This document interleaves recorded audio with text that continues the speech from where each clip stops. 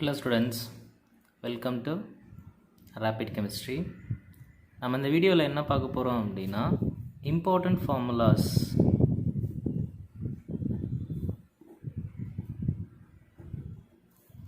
in thermodynamics. தெர்மோடைனமிக்ஸில் இருக்கக்கூடிய some based formulas என்னென்ன அப்படிங்கிறத இப்போ நம்ம பார்க்க போகிறோம். வாங்க வீடியோக்குள்ளே போகலாம்.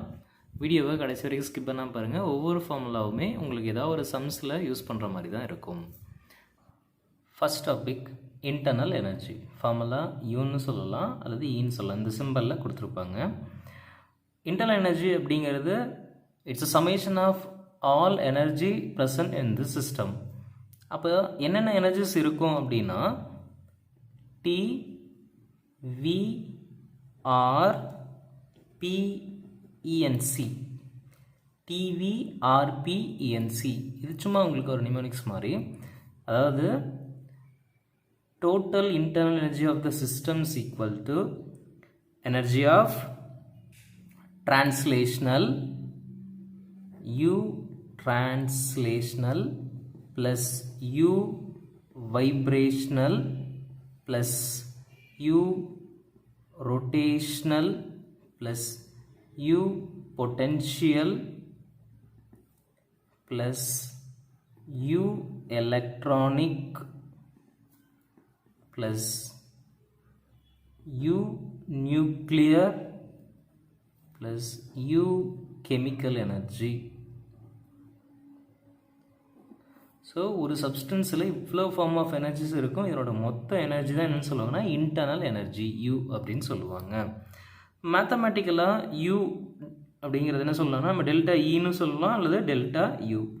Difference between the internal energy அப்படிங்கிறது என்ன சொல்லுவீங்கன்னா U2 மைனஸ் U1 சொல்லலாம் அல்லது E2 மைனஸ் E1 அப்படின்னு சொல்லலாம். சரிங்களா? ஒரு ரியாக்ஷன் எழுதும் போது delta U equal to U product minus U reactant. Internal எனர்ஜிக்கான ஃபார்முலா. அடுத்து first law of thermodynamics. First law நம்ம தியரி பார்க்க போகிறதில்ல, எங்கள் ஃபார்முலாஸ் என்னென்ன ஃபார்முலாஸ் யூஸ் பண்ணுறோம் அப்படிங்கிறத மட்டும்தான் பார்க்க போகிறோம். So first law of thermodynamics நார்மலாக என்ன சொல்லியிருப்பாங்க அப்படின்னா delta U equal to Q plus W. சில இடத்துல Q மைனஸ் W, சில இடத்துல minus Q plus W. So இந்த மாதிரி சைன் கன்வர்ஷன்ஸ் வரும். அது என்னங்கிறது இப்போ நம்ம பார்க்கலாம். U அப்படின்னா என்ன? Internal energy. Internal energy. Q அப்படின்னா என்னன்னா ஹீட். W அப்படின்னா ஒர்க். அப்போது ஹீட், ஒர்க், இன்டர்னல் எனர்ஜி மூணையும் கோரிலேட் பண்ணக்கூடிய ஒரு ஈக்குவேஷன் என்ன அப்படின்னா அதுதான் first law of thermodynamics. Okay, இப்போ எனக்கு Q வேணும் அப்படின்னா என்ன பண்ணிக்கலாம், இது இந்த பக்கம் போகும். அப்போ டெல்டா U மைனஸ் W. இது ஒரு மேத்தமேட்டிக்கல் ரெப்ரசன்டேஷன், இன்டர்னல் எனர்ஜிக்கான ஒரு மேத்தமேட்டிக்கல் ரெப்ரசன்டேஷன். இப்போ இங்கே நம்ம எப்போ ப்ளஸ் W யூஸ் பண்ணுவோம், எப்போ மைனஸ் W யூஸ் பண்ணுவோம், அதுக்கான ஒரு சின்ன எக்ஸ்பிளனேஷன் பாருங்கள். Work done by the system, by the system அப்படின்னா minus W. Work done on the system அப்படின்னா ப்ளஸ் W.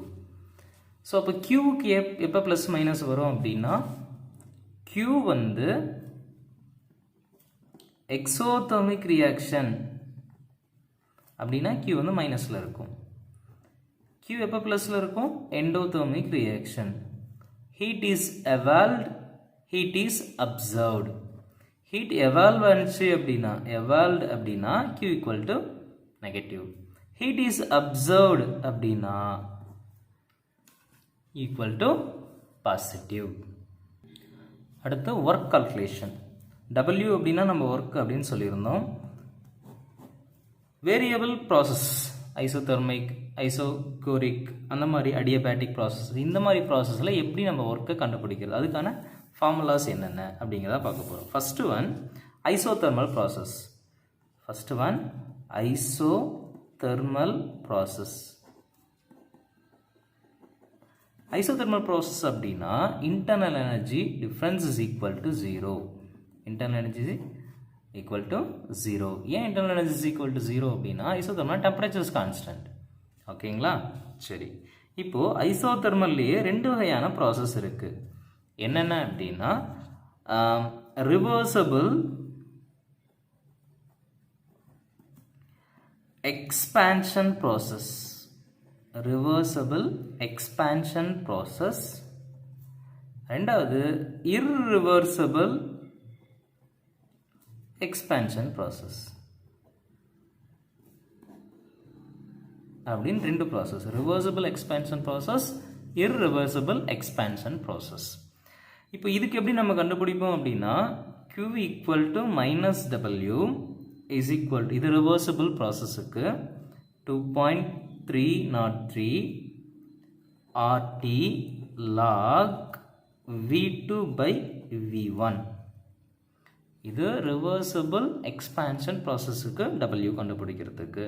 இதுவே இப்போ இர்ரிவர்சபிள் ப்ராசஸ் அப்படின்னு பார்த்தீங்கன்னா Q equal to -W equal to P external delta V. External pressure is applied அப்படின்னு கொடுப்பாங்க question பேப்பரில். So அந்த pressure and volume change.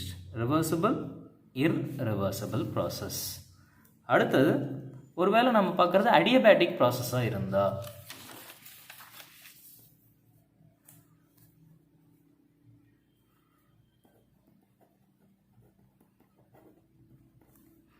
Adiabatic process. Adiabatic process அப்படிங்கும்போது அடியபேட்டிக் ப்ராசஸ்னா heat is constant, that is Q equal to 0. So W equal to CV dt. இந்த CV dt நம்ம explain பண்ண அப்படிலாம் CV T2 minus T1, that is a difference. So this is called as a work calculation for adiabatic process. Topic number 3, enthalpy. enthalpy என்ன சிம்பிள்னா H அப்படின்னு சொல்லுவாங்க. enthalpy அப்படிங்கிறது H. enthalpyனா என்ன? heat content in a substance. ஒரு சப்ஸ்டன்ஸ்குள்ளே எவ்வளோ heat இருக்குது, அதாவது observe பண்ணி வச்சுருக்கு அல்லது ரிலீஸ் பண்ணுது அப்படிங்கிறத சொல்கிறது தான் enthalpy. enthalpy should be expressed at constant pressure. The word is very important. Constant pressure. Pressure கான்ஸ்டண்ட்டாக இருக்கும் போது ஒரு சப்ஸ்டன்ஸில் இருக்கக்கூடிய ஹீட் கண்டென்ட்டுக்கு பேர் தான் என்ன சொல்லுவாங்கன்னா enthalpy அப்படின்னு சொல்லுவாங்க. இதனோட மேத்தமேட்டிக்கல் ரெப்ரசன்டேஷன் அப்படின்னு என்ன சொல்லணும்னா H is equal to U plus PV. இப்போ உங்களுக்கு டிஃபரன்ஷியேட் வேணும், enthalpy டிஃபரன்ஸ் வேணும்னா delta H is equal to delta U plus P delta V because at constant pressure. We know that ideal gas equation,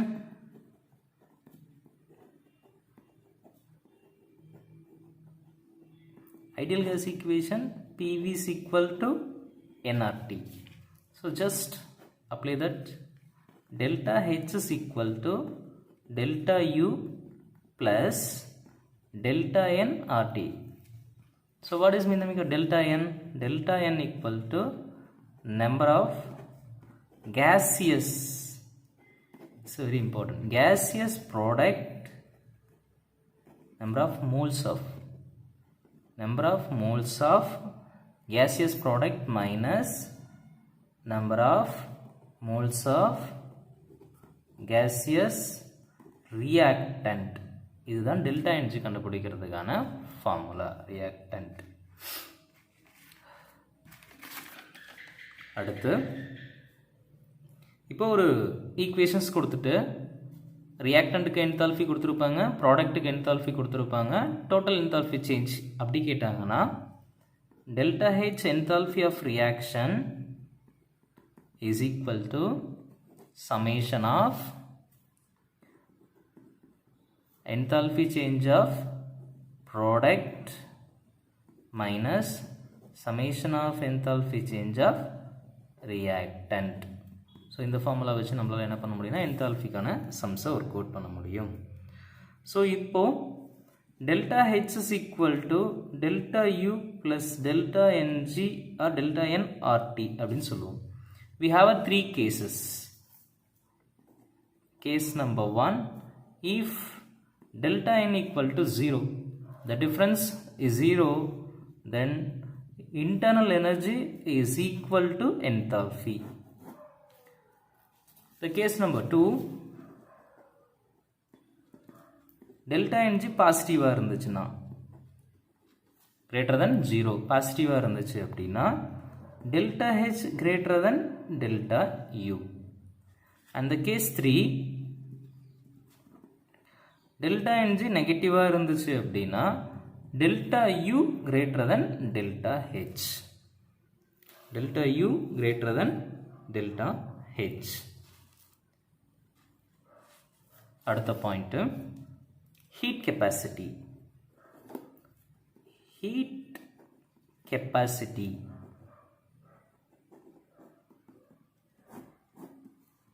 Heat capacity அப்படின்னா என்ன? Heat capacity அப்படிங்கிறது amount of heat is required for what அப்படின்னா டெம்பரேச்சரை change பண்ணணும். எவ்வளவு change பண்ணணும் அப்படின்னா 1 degree Celsius. ஒரு சிஸ்டத்தோட அல்லது ஒரு சப்ஸ்டன்ஸோட டெம்பரேச்சரை 1 டிகிரி சேஞ்ச் பண்ணுறதுக்கு how much amount of heat is required is called as a heat capacity. So இந்த ஹீட் கெப்பாசிட்டிக்கு நார்மலாக என்ன சொல்லுவாங்கன்னா C ஈக்குவல் டு Q/T. இது பார்க்கறதுக்கு உங்களுக்கு ட்ரவுட்டன்ஸ் ரூல் என்ட்ரோஃபியோட டெஃபினேஷன் மாதிரி இருக்கும். இங்கே என்ன பண்ணணும்னா நீங்கள் heat capacity is maybe calculated in 2 different conditions.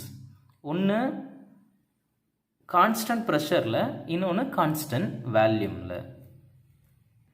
Heat capacity at constant volume equal to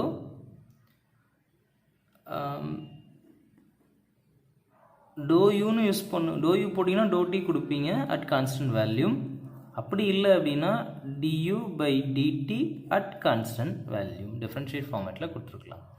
அடுத்து கான்ஸ்டன்ட் ப்ரெஷர் அப்படிங்கும்போது dH by dt at constant pressure. Volume கான்ஸ்டன்ட்டாக வரும்போது இன்டர்னல் எனர்ஜி டிஃப்ரென்ஸ் பார்ப்பீங்க. ப்ரெஷர் கான்ஸ்டன்ட்டாக வரும்போது என்தால்பி சேஞ்சஸ் பார்ப்பீங்க. இப்போது what is the relationship between CP and CV அப்படின்னு பார்த்தீங்கன்னா CP minus CV is equal to NR. இந்த ரிலேஷன்ஷிப் இன்னொரு பேர் என்ன சொல்லுவாங்கன்னா மேயர்ஸ் ரிலேஷன்ஷிப் அப்படின்னு சொல்லுவாங்க. மேயர்ஸ் ரிலேஷன்ஷிப் அப்படின்னு சொல்லுவாங்க. CP minus CV equal to NR.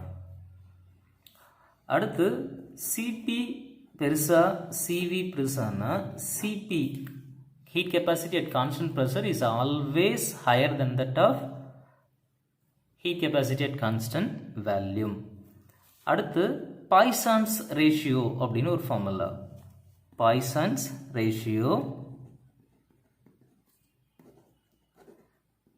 இதுக்கான சிம்பிள் இப்படி காமா மாதிரி போட்டு காமிச்சிருப்பாங்க.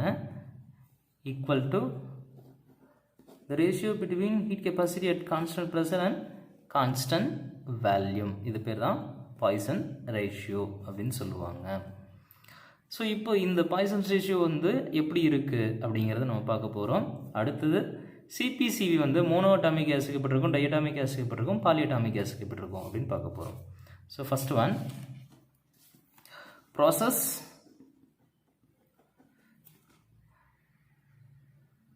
மோனோஅட்டாமிக், டைஅட்டாமிக், பாலிஅட்டாமிக் எல்லாமே கேஸ் மாலிகுல்ஸ். இப்போ நம்ம ஃபஸ்ட்டு பார்க்க போகிறது சிவி பார்க்க போகிறோம். சிவி மோனோ அட்டாமிக் கேஸுக்கு 3/2R இதுதான் ஃபார்முலா. இதுவே டைஅட்டாமிக் வந்தால் 5/2R வரும். இங்கே 3R. Cp is always higher than that of Cv உங்களுக்கு நல்லா தெரியும். ஸோ இங்கே 5/2R, இங்கே 7/2R, இங்கே 4R. இது சில இடத்துல மேட்ச் த ஃபாலோயிங்ஸில் கொஷின்ஸ் கேட்குறதுக்கான வாய்ப்பு இருக்குது. அடுத்தது பாய்சன்ஸ் ரேஷியோ எப்படி இருக்கும் அப்படின்னு பார்த்தீங்கன்னா, மோனோஅட்டாமிக் கேஸுக்கு 1.67, இது 1.4, இங்கே 1.33. ஸோ இது ஒரு டேபிள் காலம் உங்களுக்கு ரொம்ப நல்லா யூஸ் ஆகும். சிபி எப்படி இருக்கும், சிவி எப்படி இருக்கும், பாய்சன்ஸ் ரேஷியோ எப்படி இருக்கும் அப்படிங்கிற ஃபார்முலாஸ் இது யூஸ் ஆகும். Next one, bond energy.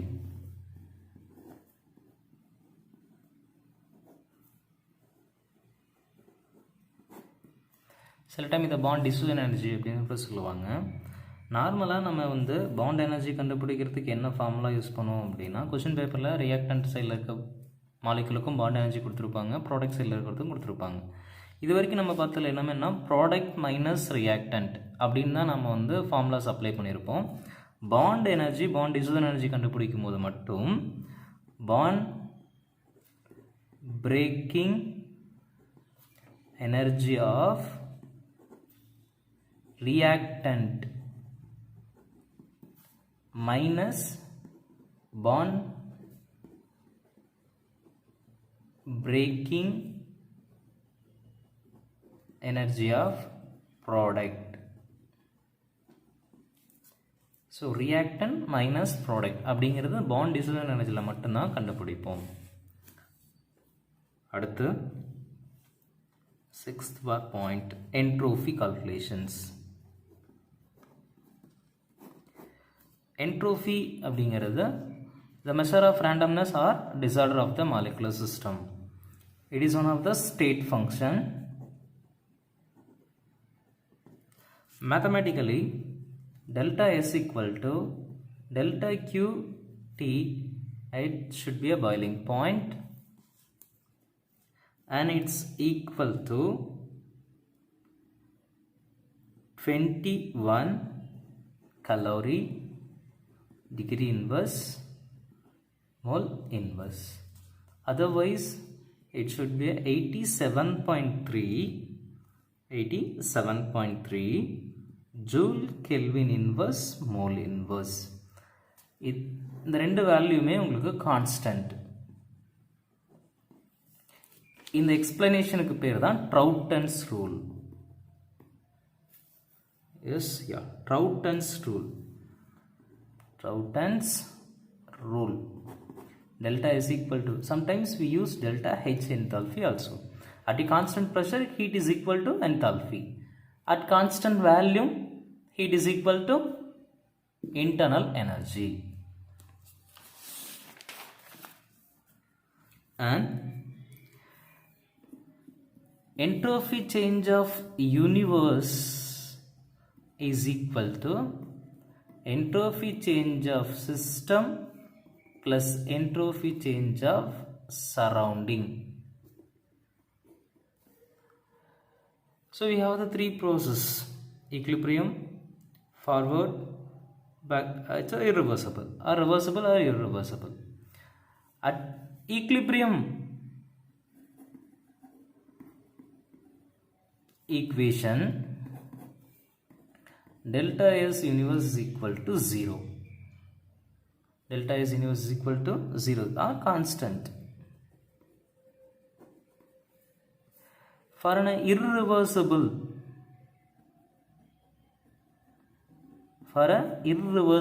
process, delta S universe is greater than 0. Delta S universe is greater than 0. It is for irreversible process. And more mathematical representation for delta S is equal to NCV ln T2 divided by T1 plus NR ln V2 by V1. It is one of the formula to calculate entropy change. So it is a constant volume. It is also for irreversible process. For a reversible process, we already said delta S is equal to 0 reversible or equilibrium reaction. Reversible or equilibrium, reversible or equilibrium reaction, delta is equal to 0. Same likewise, in a equation of a delta S reaction, we used summation of delta S product minus summation of delta S reactant. Okay, now we are focusing Gibbs free energy. Seventh one, Gibbs free energy. G, Gibbs free energy is denoted in the symbol of G. G is equal to H minus T. This is a mathematical representation. G for Gibbs free energy, H for enthalpy, T for temperature, and S for entropy. And delta G is equal to delta H minus T delta S. Is delta G of a reaction is equal to, we already seen that like that, G formation of product minus G formation of reactant. If you put delta, if you put the dot, that means standard, then we use the standard for all the formulas, all the terms we are used in this formula. And another one formula for standard Gibbs free energy change is equal to minus 2.303 RT log K. It is also one of the formula for Gibbs free energy. And the final one, third law of thermodynamics. Third law of thermodynamics, it is say that entropy change, that means entropy change is equal to delta S is equal to 2.303 Cp, heat capacity at constant pressure, log temperature. The simple statement, at absolute temperature, the temperature is going to 0, then entropy change is equal to 0 at absolute temperature. And another one format of delta S equal to 0 to T Cp dou T by T. It is also one of the third law thermodynamics expressions. So இந்த வீடியோவில் நம்ம என்ன பார்த்துருக்கோம் அப்படின்னா, தெர்மோடைனமிக்ஸில் நம்ம என்னென்ன formulas அதிகமாக mathematical ஓரியன்ட்டில் use பண்ணுறோம் அப்படிங்கிறத பார்த்துருக்கோம். இந்த வீடியோ உங்களுக்கு யூஸ்ஃபுல்லாக இருக்கும்னு நினைக்கிறேன். உங்களோட கமெண்ட்டை மறக்காமல் கமெண்ட் பாக்ஸில் கீழே கொடுங்க. தேங்க்யூ.